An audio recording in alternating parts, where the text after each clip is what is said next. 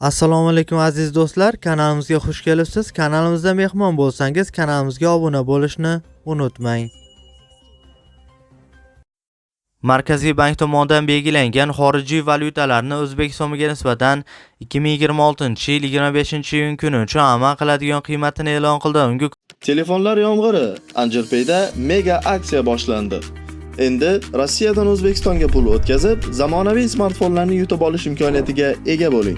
Omadli o'tkazma aksiyasi.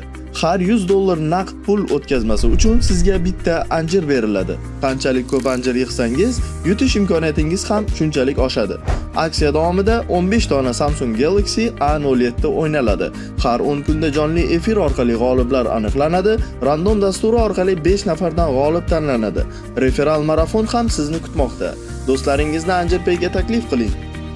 Reytingda yuqoriga ko'tariling va quyidagi sovrinlardan birini qo'lga kiriting.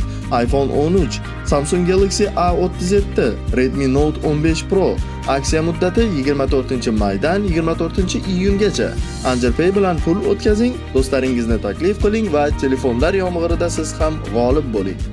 ko'ra dollarning rasmiy kursi 7 so'mga ko'tarilib, 1 AQSh dollari 12.024 so'm tashkil etdi. Bundan ko'rinadiki, 100 AQSh dollari 1.202.440 so'mga teng bo'ldi. Yevro kursi esa 69 so'mga pastlab, 1 yevro 13.642 so'm tashkil etdi. Bundan ko'rinadiki, 100 yevro 1.364.288 so'mga teng bo'ldi. Rossiya rubl kursi esa 0.22 so'mga pastlab, 1 Rossiya rubli 160 so'm tashkil etdi. Bundan ko'rinadiki, 1000 Rossiya rubli